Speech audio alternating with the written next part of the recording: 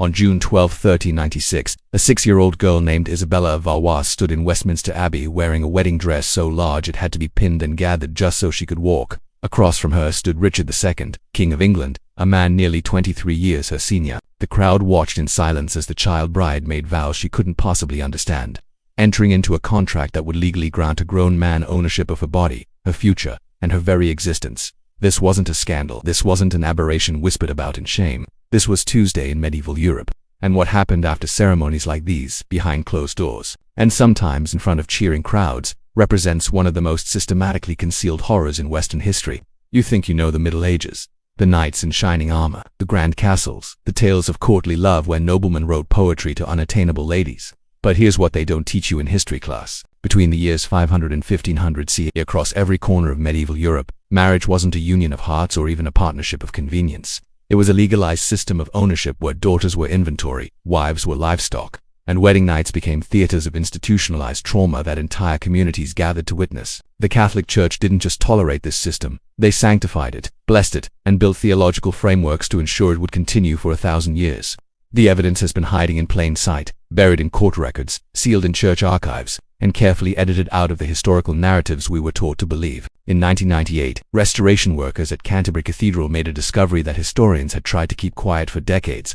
Beneath the ancient floor stones, they found a sealed chamber containing the personal effects of medieval clergy, including the secret journal of a priest named Father Thomas of Canterbury, written between 1340 and 1362. His diary documented something that made even seasoned historians physically ill when they first read it. He described blessing marriages where the bride had to be carried to the altar because she was too small to walk in her wedding gown. He wrote about being required to sanctify bedding ceremonies where crowds of witnesses gathered to watch as children experienced their first moments of married life in full view of paying spectators.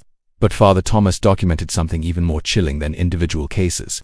He revealed that this wasn't the work of a few monsters operating in the shadows. This was policy. This was procedure. This was the machinery of civilization operating exactly as designed. Noble families negotiated these arrangements like business mergers. Peasant fathers sold their youngest daughters to secure economic survival. The church provided the paperwork and the prayers. The legal system enforced compliance. And medieval society celebrated these unions with festivals, feasts, and public ceremonies that turned the systematic destruction of childhood innocence into community entertainment. When Canterbury officials discovered this journal, they immediately classified it as sensitive material, restricting access to a handful of approved scholars who could be trusted to keep its contents from public knowledge. The horror of medieval marriage wasn't hidden because the people of that time knew it was wrong. It was hidden by later historians who could unreconcile the evidence with the romantic fantasy of medieval chivalry they had spent centuries constructing. And what they concealed wasn't just uncomfortable. It was evidence of the most systematic form of intimate violence in European history, operating openly, legally, and with the full blessing of every institution that claimed moral authority. Margaret Beaufort learned this truth firsthand when she was married at age 6 in 1452, John de la Pole, when he died. She was remarried at 9. By age 12, she was married a third time to Edmund Tudor.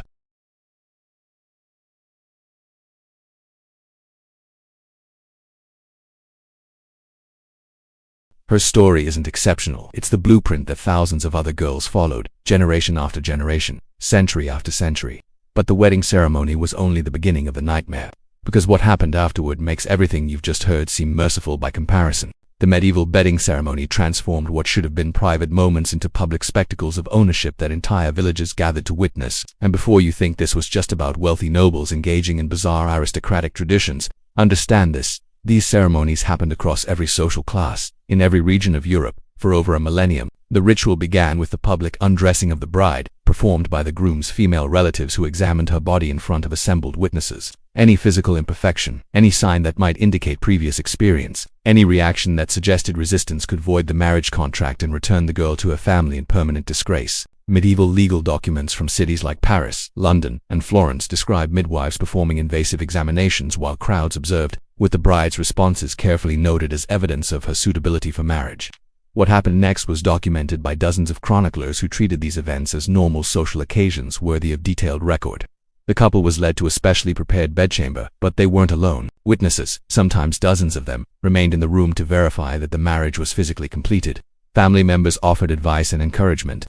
Some wealthy families sold admission to particularly elaborate ceremonies, turning their daughters' first experiences of marriage into profitable entertainment. The morning after brought another round of public humiliation as stained bed sheets were displayed to prove virginity and consummation.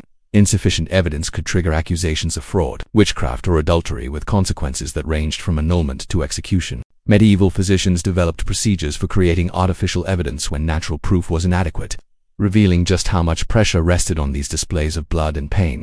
Isabella of France endured one of the most documented bedding ceremonies in history when she married Edward II of England in 1308. She was 12 years old. Contemporary accounts describe how the young queen was prepared by attendants while nobles and clergy filled the bedchamber.